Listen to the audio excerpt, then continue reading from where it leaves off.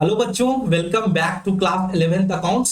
आज हम लोग एक नया चैप्टर पढ़ने वाले हैं जिसका नाम है अकाउंटिंग स्टैंडर्ड एंड आईएफआरएस। बहुत सारे बच्चों की रिक्वेस्ट आ रही थी कि सर इस चैप्टर को करा दो, क्योंकि ये बहुत ही छोटा चैप्टर है, थ्योरेटिकल चैप्टर है। तो आज ही हम लोग इस चैप्टर को कंप्लीट कर लेंगे। तो चलो बहुत ही इंटरेस्टिंग तरीके से अकाउंटिंग स्टैंडर्ड एंड आईएफआरएस को सीखते हैं।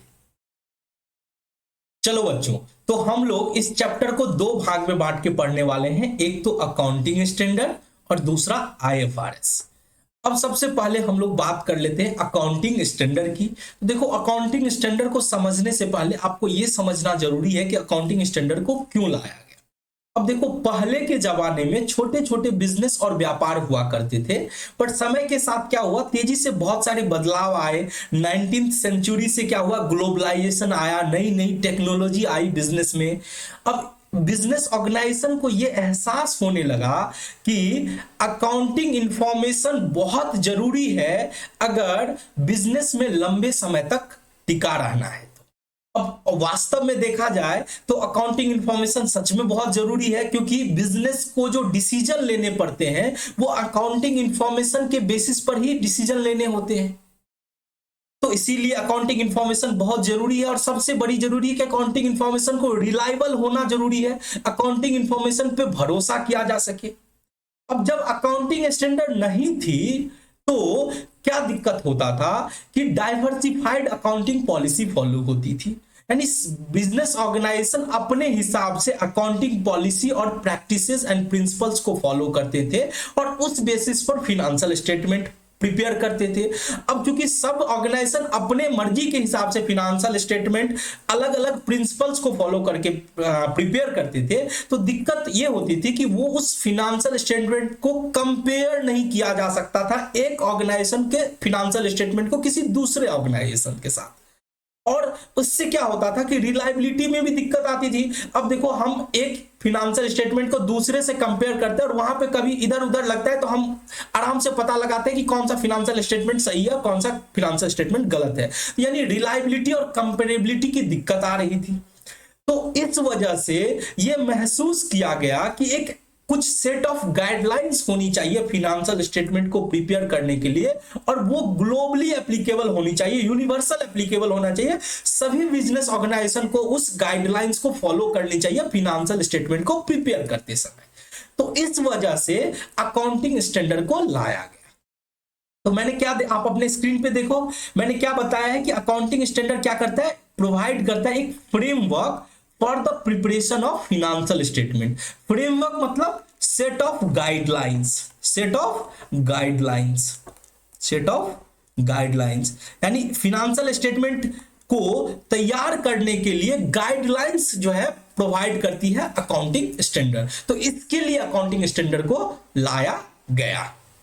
अब हम लोग बात कर लेते हैं meaning of accounting standard. Accounting standard क्या होता है?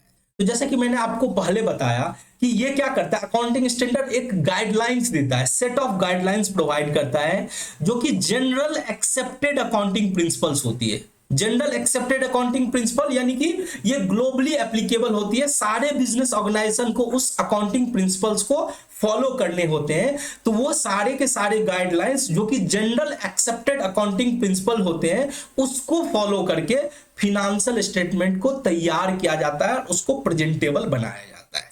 तो क्या है कि अकाउंटिंग स्टैंडर्ड क्या है, सेट ऑफ गाइडलाइंस है which are generally accepted accounting principles, जो कि जनरल एक्सेप्टेड है, यानी सभी बिजनेस ऑर्गेनाइजेशन फॉलो करते हैं, और उसको फॉलो करके क्या किया जाता है, प्रिपरेशन एंड प्रेजेंटेशन किया जाता है फिनेंशियल स्टेटमेंट का।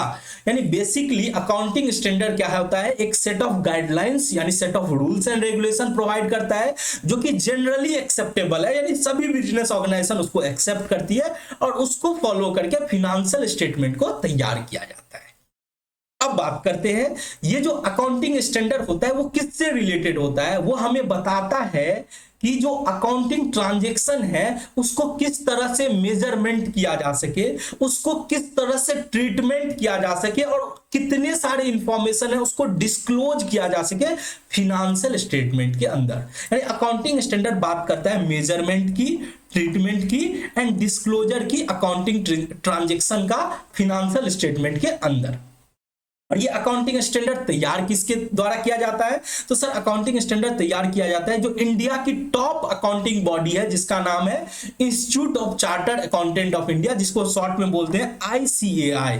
वो फिनेंशियल ये वो अकाउंटिंग स्टैंडर्ड को क्या करती है? इशू करती है। चलो अब हम लोग बात करने वाले हैं objective of accounting standard. Accounting standard का ऑब्जेक्टिव क्या है, उसका पर्पस क्या है, उसका उद्देश्य क्या है?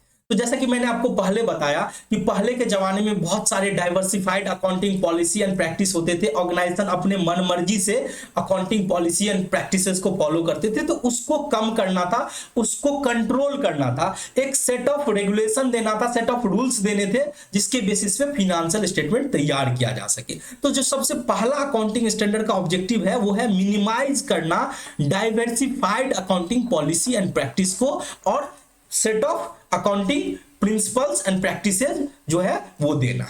ठीक है, तो ये सबसे पहला ऑब्जेक्टिव है, डाइवर्सिफाइड अकाउंटिंग पॉलिसी को मिनिमाइज करना। और दूसरा, प्रमोट करना better understanding of financial statement. अब देखो अगर अकाउंटिंग स्टैंडर्ड फॉलो किया जाएगा तो वहां पे क्या होगा कि वहां पे सब कुछ रूल्स एंड रेगुलेशन फिक्स रहेंगे, तो उससे क्या होगा? अंडरस्टैंडिंग बेटर मिलेगी। ठीक है, वहां पे गलती होने के, एरर और ओमिशन होने के चांस क्या हो जाएंगे? कम हो जाएंगे, क्योंकि सारे पॉलिसी रूल्स रेगुलेशन फिक्स है, उसको ध्यान में रख के फिनेंशियल स्टेटमेंट तैयार किया जा रहा है। ठीक है, थर्ड पॉइंट, थर्ड ऑब्जेक्टिव क्या होना चाहिए कि कंसिस्टेंट होना चाहिए ईयर आफ्टर ईयर। अब देखो बड़ी बड़ी ऑर्गेनाइजेशन, जैसे एग्जांपल लेते हैं TCS की, अगर TCS अपने अकाउंटिंग प्रिंसिपल्स को हर साल चेंज करते रहेंगे तो सोचो शेयर होल्डर और इन्वेस्टर को क्या असर पड़ेगा? वो उनके फिनेंशियल स्टेटमेंट पे क्या भरोसा कर सकते हैं? उन पे रिलाई कर सकते हैं? नहीं कर सकते हैं। क्यों? क्योंकि जो प्रिंसिपल्स होनी चाहिए वो हर साल सेम होनी चाहिए। हाँ, अगर आपको बदलना है किसी प्रिंसिपल्स को तो सबसे पहली बात क्यों बदलना है? अगर आपको लगता है कि आपका फिनेंशियल स्टेटमेंट इसके वजह से कुछ गलती, उसका कुछ गलत आप फिनेंशियल स्टेटमेंट में कुछ इंफॉर्मेशन दिखा रहे हो, आपको फिनेंशियल स्टेटमेंट को ठीक से प्रेजेंट करना है, तो अगर उसके लिए अगर आप पॉलिसी को चेंज कर रहे हो, प्रिंसिपल्स को चेंज कर रहे हो, तो वो भी आपको डिस्क्लोज करनी पड़ेगी फिनेंशियल स्टेटमेंट के अंदर कि हमने ये पॉलिसी चेंज की है। यानी जनरली क्या होना चाहिए? अकाउंटिंग प्रिंसिपल और पॉलिसी होना चाहिए, कंसिस्टेंट होना चाहिए, ईयर आफ्टर ईयर हर साल सेम होनी चाहिए, बदलनी नहीं चाहिए। अगर बदलते हैं तो वो भी आपको डिस्क्लोज करनी पड़ेगी। ठीक है, नेक्स्ट ऑब्जेक्टिव, कंपेरेबिलिटी होनी चाहिए पीरियड्स एंड फर्म्स के बीच में। अब इसी के लिए तो अकाउंटिंग स्टैंडर्ड को लाया गया कि कंपेरेबल हो फिनेंशियल स्टेटमेंट। अब देखो अगर हम अकाउंटिंग स्टैंडर्ड, हमारी भी बिजनेस ऑर्गेनाइजेशन फॉलो करती है और दूसरे ऑर्गेनाइजेशन भी फॉलो करते हैं, सारे के सारे जो कंपनियां हैं, सारे business same accounting standard follow करते हैं, तो हम क्या कर सकते हैं? हम फिनेंशियल स्टेटमेंट को कंपेयर कर सकते हैं। ठीक है, और चूंकि हम भी अकाउंटिंग स्टैंडर्ड हर साल वही फॉलो कर रहे हैं, तो हम पिछले साल का फिनेंशियल स्टेटमेंट को करंट ईयर के साथ हम क्या कर सकते हैं? उसको कंपेयर कर सकते हैं। तो इसीलिए बताया गया है कि जो ऑब्जेक्टिव होता है अकाउंटिंग स्टैंडर्ड का वो क्या होता है? कंपेरेबिलिटी लाना पीरियड्स एंड फर्म्स। पीरियड का मतलब हम खुद के फिनेंशियल स्टेटमेंट को, एक साल का फिनेंशियल स्टेटमेंट को दूसरे साल के फिनेंशियल स्टेटमेंट के साथ कंपेयर कर सकते हैं, और खुद का फिनेंशियल स्टेटमेंट को किसी दूसरे फर्म के फिनेंशियल स्टेटमेंट के साथ क्या कर सकते हैं? कंपेयर कर सकते हैं।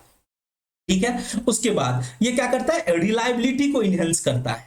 फिनेंशियल स्टेटमेंट पे भरोसा क्या होता है? बढ़ जाता है। ऑब्वियसली अगर अकाउंटिंग स्टैंडर्ड फॉलो किया जाए तो गलती होने का, फ्रॉड होने का चांस क्या हो जाएगा? कम हो जाएगा। इससे क्या हो जाएगा? इन्वेस्टर जो आपके कंपनी में पैसा लगाए उनको आपके फिनेंशियल स्टेटमेंट के अंदर भरोसा रहेगा अगर आप अकाउंटिंग स्टैंडर्ड को फॉलो करते हैं। तो ये सारी ऑब्जेक्टिव होती है अकाउंटिंग स्टैंडर्ड की। ऑब्जेक्टिव क्या क्या हमने देखा? सबसे पहला ऑब्जेक्टिव क्या है? अकाउंटिंग पॉलिसी जो डाइवर्सिफाइड है उसको कम करना, यानी बिखरे हुए बहुत सारे अलग अलग अकाउंटिंग पॉलिसी को एक जगह लाना। ठीक है, दूसरा फिनेंशियल स्टेटमेंट को बेटर अंडरस्टैंडिंग देना। तीसरा, आपका जो पॉलिसी एंड प्रिंसिपल है उसको कंसिस्टेंट रखना, हर साल ईयर आफ्टर ईयर आपको कंसिस्टेंट रखना। और आपका फिनेंशियल स्टेटमेंट क्या होना चाहिए? देखो सब कुछ अकाउंटिंग स्टैंडर्ड फिनेंशियल स्टेटमेंट की हमेशा बात करता है, तो आपका अकाउंटिंग स्टैंडर्ड जो है हेल्प करता है कि आपका फिनेंशियल स्टेटमेंट कंपेरेबल होना चाहिए। और इससे क्या होता है कि रिलायबिलिटी यानी भरोसा जो होता है बढ़ जाता है। फिनेंशियल स्टेटमेंट पे जो भरोसा होता है वो क्या होता है? बढ़ जाता है। चलो अब हम लोग बात करने वाले हैं need and advantage of accounting standard. Accounting standard को हम अप्लाई करके हमें क्या फायदा मिला, उसकी क्या जरूरत क्या थी। ठीक है, अब देखो ये सिमिलर है ऑब्जेक्टिव की तरह। इंप्रूव करता है रिलायबिलिटी एंड क्रेडिबिलिटी। हमने बात कर लिया कि अगर अकाउंटिंग स्टैंडर्ड को हम अप्लाई करते हैं तो क्या होता है, भरोसा फिनेंशियल स्टेटमेंट के अंदर क्या हो जाएगा, बढ़ जाएगा, क्योंकि वहां पे गलती होने के, एरर ओमिशन होने के, फ्रॉड होने के चांस क्या हो जाएंगे, कम हो जाएंगे, क्योंकि वहां पे सेट ऑफ, अगर कोई कंपनी है जो सेट ऑफ प्रिंसिपल्स को फॉलो कर रहे हैं, सेट ऑफ अकाउंटिंग स्टैंडर्ड को फॉलो कर रहे हैं, वहां पे गलती होने के चांस कम हो जाएंगे। इसीलिए फिनेंशियल स्टेटमेंट पे क्या हो जाएगा, भरोसा, क्रेडिबिलिटी और रिलायबिलिटी क्या हो जाएगी, बढ़ जाएगी। फिर हमने बात करी कंसिस्टेंसी। कंसिस्टेंसी रहना जरूरी है। आपका हर साल जो होता है आपका अकाउंटिंग पॉलिसी और प्रिंसिपल क्या होना चाहिए, कंसिस्टेंट होना चाहिए, तब हम उसको कंपेयर कर सकते हैं। तो वो सारी बातें जो हमने ऑब्जेक्टिव में करी थी वही बात है, रिलायबिलिटी होना चाहिए, कंसिस्टेंसी होना चाहिए, कंपेरेबिलिटी होना चाहिए और यूनिफॉर्मिटी होनी चाहिए। यूनिफॉर्मिटी क्या होती है कि जो आप फिनेंशियल स्टेटमेंट आप प्रिपेयर कर रहे हो वैसा ही सिमिलर दूसरे बिजनेस ऑर्गेनाइजेशन भी वो उसी तरह के मतलब रूल्स एंड रेगुलेशन को फॉलो कर रहे हैं। तो क्या करता है, ये यूनिफॉर्मिटी को क्या करता है, इंश्योर करता है। ठीक है, और लास्ट में ये ऑडिटर को हेल्प करता है in the audit of accounts. अब जैसे देखो, एज ए चार्टर अकाउंटेंट हम बहुत सारे बिजनेस ऑर्गेनाइजेशन की ऑडिट किए हैं। अब वो बिजनेस ऑर्गेनाइजेशन जो अकाउंटिंग स्टैंडर्ड को फॉलो करती है उस पे क्या होता है, उसके अकाउंट्स पे भरोसा रहता है कि उसने गलती नहीं की होगी, उसने सारे प्रिंसिपल और पॉलिसी को फॉलो किए हैं, वो सारे सेट ऑफ अकाउंटिंग स्टैंडर्ड को फॉलो किए हैं। उससे क्या होता है, ट्रस्ट बढ़ जाता है, रिलायबिलिटी बढ़ जाता है फिनेंशियल स्टेटमेंट के ऊपर। तो इससे क्या होता है, ऑडिटर को हेल्प मिलता है कि वो बुक्स ऑफ अकाउंट को आसानी से वो ऑडिट कर सके। चलो अब हम लोग बात कर लेते हैं इंटरनेशनल अकाउंटिंग स्टैंडर्ड, यानी वर्ल्ड वाइड कैसे अकाउंटिंग स्टैंडर्ड को फॉलो किया जाता है। तो देखो, इंटरनेशनल अकाउंटिंग स्टैंडर्ड कमिटी बनाई गई 1973 में। ठीक है, 1973 में क्या किया गया, एक कमिटी की स्थापना किया गया जिसका नाम है इंटरनेशनल अकाउंटिंग स्टैंडर्ड कमिटी, जिसको शॉर्ट फॉर्म में बोलते हैं IASC। जिसका ऑब्जेक्टिव क्या है कि पूरे वर्ल्ड वाइड यूनिफॉर्मिटी लाया जाए। यूनिफॉर्मिटी मतलब सेम पॉलिसी जो सारे ऑर्गेनाइजेशन फॉलो करे फिनेंशियल रिपोर्टिंग में, यानी फिनेंशियल स्टेटमेंट तैयार करते समय यूनिफॉर्मिटी बने रहे ग्लोबल लेवल पे, पूरे वर्ल्ड के लेवल पे। तो इसके लिए उन्होंने 40 से ऊपर अकाउंटिंग स्टैंडर्ड जिसका नाम दिया गया इंटरनेशनल अकाउंटिंग स्टैंडर्ड इशू किए। इंटरनेशनल अकाउंटिंग स्टैंडर्ड इशू किए थे इंटरनेशनल लेवल पे। अब बात कर लेते हैं इंडिया का अकाउंटिंग स्टैंडर्ड इंडिया में कैसे आया। तो देखो, इंडिया की जो टॉप अकाउंटिंग बॉडी है जिसका नाम है institute of charter accountant of India, जिसको हम ICAI बोलते हैं। तो उसने एक कमिटी यानी एक काउंसिल फॉर्म की जिसको नाम दिया गया accounting standard board. Accounting standard board, जिन्होंने अभी तक more than 32 accounting standard issue कर चुके हैं। कितने अकाउंटिंग स्टैंडर्ड इशू किए हैं, 32। अब देखो इसका लिस्ट दिया हुआ है। अब आपको लिस्ट याद रखने की बिल्कुल भी जरूरत नहीं है, ना ये क्लास 11th के लिए एप्लीकेबल है, ना क्लास 12 के लिए एप्लीकेबल है। ये आगे चल के जब आप प्रोफेशनल एग्जाम की तैयारी करोगे, जैसे CA CMA वगैरह करोगे, तो वहां पे आपको पढ़ाया जाएगा। यहाँ अब इस अकाउंटिंग स्टैंडर्ड के लिस्ट में हम कुछ बात कर लेते हैं। सबसे पहली बात तो ये 32 अकाउंटिंग स्टैंडर्ड इंस्टीट्यूट ने इशू किया था, जिसमें से 30, 31, 32 इसको हटा दिया गया। इसको हटा दिया गया, ये एप्लीकेबल नहीं है अभी भी। इसके साथ ही एक और अकाउंटिंग स्टैंडर्ड 8 जो कि नॉन ऑपरेटिव है, तो इसको भी हटा दिया गया है। यानी 4 आप बोल सकते हो, 4 अकाउंटिंग स्टैंडर्ड को क्या किया गया, विड्रॉ कर लिया गया है accounting institute of charter accountant of India के द्वारा। बाकी अकाउंटिंग स्टैंडर्ड एप्लीकेबल है इंडिया में। अब इसमें भी अगर आपको आपके सिलेबस में अगर आपको कुछ याद रखना है तो आप एक अकाउंटिंग स्टैंडर्ड AS2 आप याद रखना। AS2 इन्वेंट्री के लिए यानी स्टॉक और इन्वेंट्री के लिए एप्लीकेबल होता है।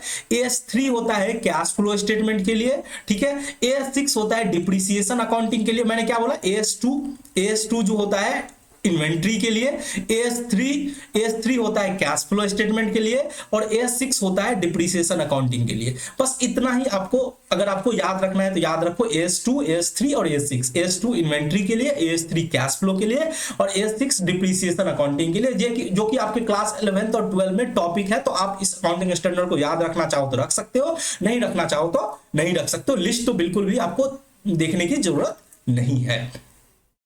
अब देखो आगे क्या हुआ कि 2000 सेंचुरी से क्या हुआ कि बहुत सारे अकाउंटिंग में बहुत सारे नए नए टर्म्स आते गए, तो अब एक बदलाव लाने की जरूरत थी। एट इंटरनेशनल लेवल पे। तो इंटरनेशनल लेवल पे क्या हुआ कि इंटरनेशनल लेवल पे कॉन्सेप्ट लॉन्च किया गया जिसका नाम था इंटरनेशनल फाइनेंशियल रिपोर्टिंग स्टैंडर्ड। तो ये जो हमारी हमने बात की अकाउंटिंग स्टैंडर्ड कमिटी, ये जो इंटरनेशनल अकाउंटिंग स्टैंडर्ड कमिटी 1973 में बनाया था, जिन्होंने बहुत सारे अकाउंटिंग स्टैंडर्ड इशू किए थे, उनको क्या किया गया, रिप्लेस कर दिया गया। उनको रिप्लेस कर दिया गया किसके द्वारा, इंटरनेशनल अकाउंटिंग स्टैंडर्ड बोर्ड के द्वारा। अब ध्यान से सुनो, 2000 ये कहानी है 2001 की। 2001 में क्या हुआ कि एक नया अकाउंटिंग बॉडी जिसका नाम इंटरनेशनल अकाउंटिंग स्टैंडर्ड बोर्ड रखा गया, ये क्या किया कि फिनेंशियल रिपोर्टिंग स्टैंडर्ड इशू करना शुरू कर दिया, इंटरनेशनल फाइनेंशियल रिपोर्टिंग स्टैंडर्ड। तो अभी तक 10 आईएफआरएस इशू कर चुके हैं। ये आईएफआरएस जो है प्रिंसिपल बेस्ड पर चलती है। किस पे चलती है, प्रिंसिपल बेस्ड। ये प्रिंसिपल बेस्ड स्टैंडर्ड इशू करती है। ये जो पुराने जमाने में जो 1973 में जो कमिटी थी आईएएससी, इंटरनेशनल अकाउंटिंग स्टैंडर्ड कमिटी, इसको बंद करके, इसको रिप्लेस करके एक नई कमिटी की स्थापना की गई जिसका नाम रखा गया इंटरनेशनल अकाउंटिंग स्टैंडर्ड बोर्ड। और ये क्या किया, आईएफआरएस इशू किया। पहले कौन सा इशू होता था सर, आईएएस इशू होता था, इंटरनेशनल अकाउंटिंग स्टैंडर्ड। ठीक है, उन्होंने तो 40 से ऊपर अकाउंटिंग स्टैंडर्ड इशू कर दिए थे। अब क्या हुआ, आईएफआरएस को लाया गया। तो आईएफआरएस में ये बोला गया कि देखो, जब तक हम क्या करते हैं, हम जब तक आईएफआरएस लाते हैं उन सारे टर्म्स पे, तब तक वही एप्लीकेबल रहेगा जो पहले से जो 40 जो आईएएस इंटरनेशनल अकाउंटिंग स्टैंडर्ड बने थे वही एप्लीकेबल होगा। जैसे जैसे नया नया आईएफआरएस आते जाएगा वो पुराना रिप्लेस होता चला जाएगा। ठीक है, तो उसके बेसिस पे अभी तक ये 10 आईएफआरएस इशू किए गए, 10 से ऊपर, आज के डेट में 10 से ऊपर आईएफआरएस इशू हुआ है। ये आपके लिए एप्लीकेबल नहीं है, आपको याद रखने की जरूरत नहीं है। मैंने बस आपको कॉन्टेक्स्ट समझा दिया कि किस तरह से ये आईएफआरएस बना। कब बना, 2001 में इनकी जो बोर्ड बनाई गई इंटरनेशनल अकाउंटिंग स्टैंडर्ड बोर्ड, ये क्या किया, रिप्लेस कर दिए आईएएससी को, इंटरनेशनल अकाउंटिंग स्टैंडर्ड कमिटी को, और इन्होंने इंटरनेशनल फाइनेंशियल रिपोर्टिंग स्टैंडर्ड बनाना शुरू कर दिए। अब बात कर लेते हैं आईएफआरएस की ऑब्जेक्टिव क्या थी। मेन जो ऑब्जेक्टिव था आईएफआरएस का, उनको यह था कि फाइनेंशियल स्टेटमेंट ट्रांसपेरेंट होनी चाहिए, कंपेरेबल होनी चाहिए और हाई क्वालिटी इंफॉर्मेशन होनी चाहिए। तो इन तीन बातों पे मेन आईएफआरएस फोकस करते हैं। ट्रांसपेरेंट होनी चाहिए फाइनेंशियल स्टेटमेंट, कंपेरेबल होनी चाहिए और हाई क्वालिटी इंफॉर्मेशन होनी चाहिए। क्या सर इसको याद करना जरूरी है? बिल्कुल भी आपको याद करने की जरूरत नहीं है, आप समझ लो उतना ही काफी है। ट्रांसपेरेंट मतलब आप समझते हो कि आपका फाइनेंशियल स्टेटमेंट ऐसा नहीं होना चाहिए कि कुछ इंफॉर्मेशन को छुपा के रखे, डिस्क्लोज ना करे। तो सारी बातें ट्रांसपेरेंट होनी चाहिए, क्लियर कट एक्सप्लेन होनी चाहिए फाइनेंशियल स्टेटमेंट के अंदर। कंपेरेबल हम ऑलरेडी बात कर चुके हैं कि फाइनेंशियल स्टेटमेंट ऐसी होनी चाहिए जिसको हम खुद अपने बिजनेस के अंदर तो कंपेयर कर ही सके, साथ में दूसरे बिजनेस ऑर्गेनाइजेशन के साथ भी कंपेयर कर सके। और हाई क्वालिटी इंफॉर्मेशन चाहिए, ऐसा नहीं कि जो मेन इंफॉर्मेशन है आप उसको फाइनेंशियल स्टेटमेंट के अंदर दिखा नहीं रहे हो और फालतू का इंफॉर्मेशन आप फाइनेंशियल स्टेटमेंट के अंदर दे रहे हो। तो आपकी जो फाइनेंशियल स्टेटमेंट के अंदर इंफॉर्मेशन होनी चाहिए वो हाई क्वालिटी इंफॉर्मेशन होनी चाहिए। तो आईएफआरएस में कुछ फीचर्स को ध्यान में रखा गया है बनाते टाइम में। प्रिंसिपल बेस्ड स्टैंडर्ड, ये कोई रूल्स एंड रेगुलेशन नहीं देते हैं, ये क्या होता है, ये प्रिंसिपल्स प्रोवाइड करते हैं कि आपको इस प्रिंसिपल को ध्यान में रख के आपको अकाउंटिंग जो ट्रांजेक्शन है, जो बिजनेस ट्रांजेक्शन है, उसकी अकाउंटिंग आपको प्रिंसिपल के बेस पे करनी होगी। क्लियर और सिंपल लैंग्वेज, आसान भाषा में आईएफआरएस को लाया गया है। इजी टू अंडरस्टैंड, आसानी से समझा जा सके। फिर बोला गया है कि इसमें जो ट्रांजैक्शंस का जो ट्रीटमेंट होता है वो इकोनॉमिक सब्सटेंस पे बेस्ड होता है रेदर देन लीगल फॉर्म। ये थोड़ा सा क्रिटिकल है, इसको समझने की कोशिश करते हैं। यहां पे क्या बोला गया है कि ट्रांजैक्शन का ट्रीटमेंट होना चाहिए based on economic substance rather than legal form. जैसे एग्जांपल लेते हैं हायर परचेज सिस्टम। मैं क्या बोल रहा हूं, हायर परचेज सिस्टम। ये क्या होता है, अब जैसे आपने एक घर ईएमआई पे लिया, तो क्या होता है कि जब आप घर लेते हो तो आप बैंक से लोन लेते हो। ठीक है, आप बैंक से लोन लेते हो और आप जो घर लेते हो, घर का जो पेपर होता है बैंक में क्या होता है, जमा कर देते हो, गिरवी रख देते हो, और आप क्या करते हो, आप हर मंथ क्या करते हो, ईएमआई चुकाते हो और आप घर का पोजीशन आपको मिल जाता है, यानी घर जो है आपके अधिकार में रहता है। ठीक है, तो आप अपने बुक्स ऑफ अकाउंट में क्या करते हो, वो जो घर है, बिल्डिंग है, उसको आप अपना एसेट मानते हो। बिल्डिंग आप अपने बुक्स के अंदर एसेट के रूप में दिखाते हो, बट आप क्या कर रहे हो, इकोनॉमिक सब्सटेंस को ध्यान में रख रहे हो, यानी आपको पोजीशन मिल गया है तो आप उस घर को अपना घर मान रहे हो। लेकिन वास्तव में अगर लीगल फॉर्म में देखा जाए तो अगर आप एक ईएमआई भी आप नहीं चुकाते हो, ठीक है, आप ईएमआई में डिफॉल्ट करते हो, तो बैंक के पास ये राइट होती है कि वो घर का पोजीशन आपसे छीन सकती है। अगर आप ईएमआई जब तक चुकाते हो तब तक ठीक है, अगर ईएमआई नहीं चुकाते हो तो घर का पोजीशन वो आपसे ले लेगी। तो आप जब तक सारे इंस्टॉलमेंट चुका नहीं देते हो, आप लीगल ऑनर आप उस घर के नहीं है। लीगल ऑनर कौन है? बैंक है जिसने पेमेंट किया है। तो फिर भी आप अपने बुक में बिल्डिंग को अपना एसेट मान के बैठे हो, किस बेसिस पे? सब्सटेंस के बेसिस पे, ना कि लीगल फॉर्म के बेसिस पे। तो आईएफआरएस क्या होता है, किसके बेसिस पे चलता है? सब्सटेंस के बेसिस पे, ना कि लीगल फॉर्म के बेसिस पे। तो आईएफआरएस अलाउ करता है कि आप इंस्टॉलमेंट पे घर ले रहे हो, फिर भी वो घर आपके पोजीशन में है, तो वो घर आपका है। ठीक है, चलो उसके बाद अगर बात करें तो आईएफआरएस बोलता है कि एसेट, लायबिलिटीज, इनकम और एक्सपेंसेस इसको फंक्शनल करेंसी में रिपोर्ट करो, ना कि लोकल करेंसी में। ये क्या होता है सर? अब देखो, वैसे तो इतना डिटेल में समझाने की जरूरत नहीं, पर मैं चाहता हूं कि आपको थोड़ा क्लैरिटी रहे, तो इसीलिए ये सब चीज पे माइंड पे ये मत जोर देना कि सर हमको तो याद नहीं हो रहा है। बस सुनो, कहानी की तरह सुनो और उसको समझो। ये आपको, ये चैप्टर लिस्ट इंपॉर्टेंट है आपके एग्जाम पॉइंट ऑफ व्यू से, बट फिर भी आपको मैं चाहता हूं कि आपके अंडरस्टैंडिंग में, आपके नॉलेज में कोई कसर ना रहे। ठीक है, चलो समझते हैं। अब जैसे कोई बिजनेस है, कोई कंपनी है, ठीक है, जिसको इंडिया में फॉर्म किया गया है, ध्यान से सुना, जिसको इंडिया में, इसका कंपनी इंडिया का है, लेकिन फंक्शन जो कर रही है मान के चलो ऑस्ट्रेलिया में कर रही है, उसका जो बिजनेस है, ज्यादा जो बिजनेस जो चल रहा है वो ऑस्ट्रेलिया में चल रहा है। तो फिनेंशियल स्टेटमेंट जो तैयार होंगे किस करेंसी में तैयार? लोकल करेंसी तो इंडिया है, लेकिन फिनेंशियल स्टेटमेंट तैयार होते हैं फंक्शनल करेंसी में, यानी जो asset, capital, liabilities, income, expenses को रिकॉर्ड किया जाएगा किस करेंसी में? सर ऑस्ट्रेलियन करेंसी में रिकॉर्ड होगा। तो ये बोल रहा था। तो आईएफआरएस का फीचर क्या था sir? Principle based standard follow करता है, बहुत आसान भाषा में लिखा गया है, बहुत ही आसान में, वैसे बोलने के लिए आसान है बट इतना आसान भी समझने लायक नहीं है, बट आप समझ सकते हो कि आईएफआरएस का फीचर दिया गया है कि आसान भाषा में लिखा गया है। फिर उसके बाद बोला जाता है कि इसमें जो ट्रीटमेंट होती है वो इकोनॉमिक सब्सटेंस के आधार पे होती है, ना कि लीगल फॉर्म के आधार पे होती है। फिर जो रहता है हम फंक्शनल करेंसी यूज करते हैं, ना कि लोकल करेंसी। चलो अब हम लोग बात कर लेते हैं कि आईएफआरएस में क्या एजम्पशंस को यूज किया गया है, कौन कौन से एजम्पशन। तो देखो ये 3 एजम्पशंस हैं, अक्रूअल बेसिस, गोइंग कंसर्न और फेयर वैल्यू मेजरमेंट। देखो अक्रूअल बेसिस और गोइंग कंसर्न तो जो अकाउंटिंग स्टैंडर्ड उसका भी वही एजम्पशंस है। अक्रूअल बेसिस क्या बोलता है कि आपको जो रेवेन्यू को रिकॉर्ड कब करेंगे सर? जब रेवेन्यू अर्न हो जाएगा। आपको इसके लिए इंतजार नहीं करना है कि जब पैसा मिलेगा, जब रेवेन्यू रिसीव करेंगे तब रिकॉर्ड करेंगे। अगर हम कमा लिए हैं, अर्न कर लिए, तो हम रेवेन्यू को रिकॉग्नाइज कर लेंगे। हमको पैसा मिलने के इंतजार में नहीं रहना है कि पैसा रिसीव होगा तब जाके हम रिकॉर्ड करेंगे। हम अक्रूअल बेसिस फॉलो करते हैं। रेवेन्यू जब हम कमा लिए हैं तो हम उसको रिकॉर्ड कर लेंगे। उसी तरह से अगर खर्चे की बात की जाए तो खर्चा जब इनकर्ड हो जाता है, यानी जब खर्चा हो चुका होता है, ठीक है, जैसे रेंट पे हमने मकान को ले रखा है, बिजनेस कर रहे हैं, तो वो महीना कंप्लीट हुआ, हम खर्चा को बुक कर लिए। अब भले ही हम 2 महीना बाद किराया चुका रहे हैं, यानी पेमेंट बाद में हो रहा है, उससे मतलब नहीं है, इनकर हो गया तो हम खर्चे को बुक कर लेंगे। यानी एक्चुअल पेमेंट और रिसीव की चर्चा हम नहीं करते हैं। एक्चुअल पेमेंट और रिसीव पे हम उसके लिए इंतजार नहीं करते हैं। जब अकर हो जाता है खर्चा, हम उसको रिकॉर्ड कर लेते हैं, उसी को बोलते हैं अक्रूअल बेसिस। दूसरा बात करते हैं गोइंग कंसर्न। हम हमेशा मान के चलते हैं कि हमारा बिजनेस लंबे समय तक चलेगा, हमारा कोई इरादा नहीं है, no intention to liquidate, no intention to liquidate, no intention, यानी ऐसा नहीं कि हमको 2 साल या 3 साल धंधा चलाना है उसके बाद बंद कर देना है। हमारा इंटेंशन है बिजनेस को हम लंबे समय तक चलाएंगे। ठीक है, उसके बाद बात करें fair value measurement. Fair value measurement यानी आईएफआरएस में एजम्पशन दिया गया है कि आप अपने एसेट लायबिलिटीज को फेयर वैल्यू पे दिखाओगे, यानी आज के वैल्यू पे दिखाओगे। आज अगर एसेट को बेचा जाए तो तुम कितना पैसा उससे मिलेगा, तो आज का जो वैल्यू है उस पे रिकॉर्ड करोगे, ना कि हिस्टोरिकल बेसिस पे, जो पुराने जमाने जो आपका बुक वैल्यू है उस पे रिकॉर्ड नहीं करना है।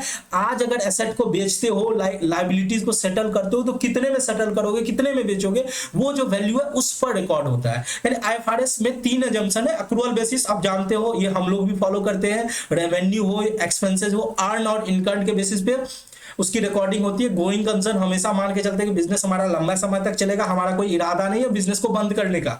और तीसरा, हम अपने एसेट लायबिलिटीज को फेयर वैल्यू पे रिकॉर्ड करते हैं, ना कि हिस्टोरिकल कॉस्ट बेसिस पे। हिस्टोरिकल कॉस्ट क्या होता है सर? बुक वैल्यू जो होती है, जो बुक में जो हमारे एसेट के वैल्यू होते हैं उस पर हमको रिकॉर्ड नहीं करना है। आज की डेट में अगर एसेट को बेच देंगे और लायबिलिटी को सेटल करेंगे तो कितने में बेचेंगे और कितने में सेटल करेंगे, उस वैल्यू पे रिकॉर्ड की जाती है।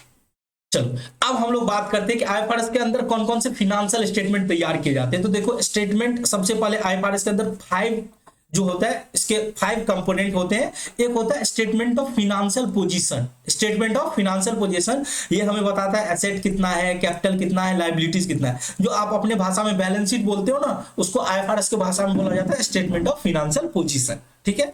दूसरा statement of profit and loss. इसमें 2 चीज बनता है, एक तो इनकम स्टेटमेंट बनता है इसके अंदर, एक होता है इनकम स्टेटमेंट, ठीक है, और दूसरा होता है statement of comprehensive income. Statement of comprehensive income, ठीक है। चलो तो हमने क्या बोला, जिसको आप बैलेंस शीट बोलते हो उसको आईएफआरएस की भाषा में क्या बोला जाता है? Statement of financial position. जिसको प्रॉफिट एंड लॉस बोलते हो उसको बोला जाता है statement of profit and loss. उसके अंदर 2 स्टेटमेंट बनते हैं, एक तो इनकम स्टेटमेंट और एक होता है statement of comprehensive income, OCI बोला जाता है, अदर कॉम्प्रिहेंसिव इनकम। फिर होता है statement of change in equity, statement of cash flow and notes to account. तो ये टोटल 5 जो होते हैं आईएफआरएस के अंदर कंपोनेंट होते हैं जो फिनेंशियल स्टेटमेंट के अंदर होते हैं। ठीक है। Statement of financial position, statement of profit and loss, statement of change in equity, statement of cash flow and notes and significant accounting policy. अब देखो जैसे मैंने बात किया कि 2001 में आईएएससी कमिटी जो इंटरनेशनल अकाउंटिंग स्टैंडर्ड को क्या करती थी, इशू करती थी, इंटरनेशनल अकाउंटिंग स्टैंडर्ड, उसको रिप्लेस करके इंटरनेशनल अकाउंटिंग स्टैंडर्ड बोर्ड को लाया गया 2001 में, और वहां से आईएएस को हटा के आईएफआरएस लाना शुरू हुआ, इंटरनेशनल फाइनेंशियल रिपोर्टिंग स्टैंडर्ड। अब देखो इंडिया को भी ग्लोबल लेवल पे चलना जरूरी था। अब इंडिया के पॉइंट ऑफ व्यू से देखो तो इंडिया में भी बहुत सारी कंपनियां हैं जिसमें बाहर के पैसे लगे हुए थे, बाहर के इन्वेस्टर पैसा लगाए हुए होते हैं। तो इंडिया को भी सेम अकाउंटिंग स्टैंडर्ड फॉलो करना जरूरी होता है। जो बाहर में फॉरेन में जो ग्लोबल लेवल पे जो अकाउंटिंग स्टैंडर्ड फॉलो होते हैं वही इंडिया में भी फॉलो करना जरूरी होता है। तो ग्लोबल लेवल पे तो अब आईएफआरएस फॉलो होना शुरू हो गया, इंटरनेशनल फाइनेंशियल रिपोर्टिंग। तो अब ये भी जरूरी था कि इंडिया में आईएफआरएस को लाया जाए, अडॉप्ट किया जाए। तो बहुत सारी छोटी मोटी कंपनी जैसे श्रीलंका हो गया, पाकिस्तान हो गया, वो क्या किया, जो आईएफआरएस बाहर में फॉलो होते थे सेम टू सेम आईएफआरएस को अपने कंट्री में फॉलो करने लगे। बट इंडिया ने ऐसा नहीं किया। इंडिया बोला भाई साहब हम ऐसे नहीं कर सकते कि जो आईएफआरएस है एज इट इज हम फॉलो कर ले इंडिया में। हमें क्या करना है, आईएफआरएस को कन्वर्ज करना है अपने लोकल मार्केट, अपने जो बिजनेस के रिक्वायरमेंट है, इंडिया का जो लॉ है उसको ध्यान में रखते हुए आईएफआरएस को क्या किया गया, कन्वर्ज किया गया। उसको बोलते हैं कन्वर्जेंस ऑफ आईएफआरएस। तो आईएफआरएस को इंडिया में लाया गया बट सेम टू सेम नहीं लाया गया। जैसे पाकिस्तान, श्रीलंका, इस तरह वो लोग क्या किए, आईएफआरएस को उठाए और अपने कंट्री में एप्लीकेबल करा दिया। उससे उन लोगों को बहुत दिक्कत फेस हुई। इंडिया ने ऐसा नहीं किया, बहुत ही चालाकी से क्या किया, आईएफआरएस को कन्वर्ट किया इंडियन मार्केट के हिसाब से और उसका नाम रखा गया इंडियन अकाउंटिंग स्टैंडर्ड। उसको क्या बोला गया, इंडियन अकाउंटिंग स्टैंडर्ड। हम लोग प्यार से क्या बोलते हैं, इंड एस बोलते हैं। ठीक है। ये जब आप आईपीसीसी से फाइनल में जाएंगे, सीए फाइनल में जाएंगे, तब आपको सीखने को मिलेगा इंड एस। ठीक है। इंडियस क्या है, आईएफआरएस ही है। मतलब ग्लोबल लेवल पे जिसको आईएफआरएस बोला जाता है, इंडिया पे उसको क्या बोला जाता है, इंडियस बोला जाता है। अब ये कैसे आया इंडिया में उसको समझते हैं। अब देखो क्या किया गया, जब कन्वर्ज किया गया आईएफआरएस तो उसका प्रोसेस क्या था कि नेशनल एडवाइजरी कमिटी बनाया गया। क्या बनाया गया, नेशनल एडवाइजरी कमिटी, जिनका काम था एडवाइस देना, सलाह देना। ये किसको सलाह देते थे, गवर्नमेंट बॉडी जिसका नाम है मिनिस्ट्री ऑफ कॉर्पोरेट अफेयर्स, जिसको हम एमसीए के नाम से जानते हैं। आगे चल के जब आप प्रैक्टिस में जाओगे या जॉब करोगे तो आपको सुनने को मिलेगा गवर्नमेंट का बॉडी होता है मिनिस्ट्री ऑफ कॉर्पोरेट अफेयर्स, जो कंपनी को रेगुलेट करती है। तो नेशनल एडवाइजरी कमिटी का काम क्या था कि वो अच्छे से रिसर्च करके एडवाइस देते मिनिस्ट्री ऑफ कॉर्पोरेट अफेयर्स को। ठीक है। और मिनिस्ट्री ऑफ कॉर्पोरेट अफेयर्स क्या करता, अप्रूव करता था। अब देखो बनाना तो आईसीए का काम था, जो हमारी अकाउंटिंग बॉडी है, institute of chartered accountant of India वो क्या करती है, वो अकाउंटिंग ये जो इंड एस है उसको बनाई, तैयार की, ठीक है। नेशनल एडवाइजरी कमिटी ने एडवाइस दिया, फिर तब जाके मिनिस्ट्री ऑफ कॉर्पोरेट अफेयर्स ने क्या किया, उसको अप्रूव किया, और तब जाके आईसीआई ने क्या किया, इंड एस को इशू किया। अभी तक 36 इंड एस इशू हो चुके हैं, 36 इंड एस इशू हो चुके हैं। अब यहाँ पे अगर कुछ समझदार बच्चे होंगे तो उनको थोड़ा बहुत तो कंफ्यूजन आएगा यहाँ पे कि सर आपने समझा दिया, आपने कितनी बातें समझा दिया, आपने बोला अकाउंटिंग स्टैंडर्ड, तब आपने बोला इंटरनेशनल अकाउंटिंग स्टैंडर्ड जिसको आईएएस बोले, हमने बोला कि अकाउंटिंग स्टैंडर्ड इंडिया में अभी तक टोटल 32 इशू हुए, जिसमें से 3 विड्रॉन कर लिए गए और एक का यूज नहीं है, तो मिला जुला के आप बोलो तो 28 to 29 अकाउंटिंग स्टैंडर्ड है जो इंडिया में है। उसके बाद आपने बोला कि इंटरनेशनल में तो 41 accounting standard, international accounting standard issue हुए। फिर आईएफआरएस आया, आईएफआरएस अभी तक 10 अकाउंटिंग स्टैंडर्ड इशू कर चुका है, 10 आईएफआरएस इशू कर चुका है, फिर उसको कन्वर्ट करके इंडिया में इंड एस बनाया गया। तो सर किस कंपनी पे क्या सब कंपनी अकाउंटिंग स्टैंडर्ड भी अप्लाई करेगी, इंड एस भी अप्लाई करेगी? देखो नहीं, पहली बात तो आपको एप्लीकेबिलिटी पे टेंशन नहीं लेना है, मैं थोड़ा सा समझाने की कोशिश करता हूँ। देखो अकाउंटिंग स्टैंडर्ड जो है छोटी छोटी कंपनियों के लिए है, अकाउंटिंग स्टैंडर्ड किसके लिए? छोटी छोटी कंपनियों के लिए। और ये जो इंड एस है जो आईएफआरएस का भाई है, जो जिनको कन्वर्ट करके आईएफआरएस को कन्वर्ट करके इंडिया में लगा, इंड एस जो है बड़ी बड़ी मछली के लिए, बड़ी बड़ी कंपनियों के लिए। अब उसके लिए कुछ एप्लीकेबिलिटी के रूल्स है कि छोटी छोटी कंपनी, जो भी कंपनी है, देखो कंपनी है तो अकाउंटिंग स्टैंडर्ड फॉलो करना पड़ेगा, तो छोटी कंपनी है तो वो अकाउंटिंग स्टैंडर्ड फॉलो करेंगे, और जो बड़ी कंपनी है उनको इंड एस फॉलो करना पड़ेगा। क्यों? देखो इंड एस में सारे रूल्स बहुत ही मतलब जो ग्लोबल लेवल पे जो रूल्स है, अब वो छोटी छोटी कंपनी को अगर बोलेंगे फॉलो करने के लिए तो दिक्कत हो जाएगी। तो छोटी कंपनी को तो इंडिया का जो अकाउंटिंग स्टैंडर्ड था जो पुराने जमाने से चला आ रहा था वही है, जिसको अकाउंटिंग स्टैंडर्ड बोलते हैं, उसको गैप भी बोला जाता है, कंफ्यूजन मत हो, उसको अकाउंटिंग स्टैंडर्ड को गैप भी बोला जाता है, जनरल एक्सेप्टेड अकाउंटिंग प्रिंसिपल, ठीक है। और फिर आईएफआरएस बाद में लाया गया, तो आईएफआरएस से जो इंडिया में जो अकाउंटिंग स्टैंडर्ड बना जिसको इंड एस बोलते हैं वो बड़ी कंपनी के लिए एप्लीकेबल है। आपको समझने के लिए मैंने बहुत अच्छे से डिटेल में एक कंपैरेटिव लेवल लाया हूं।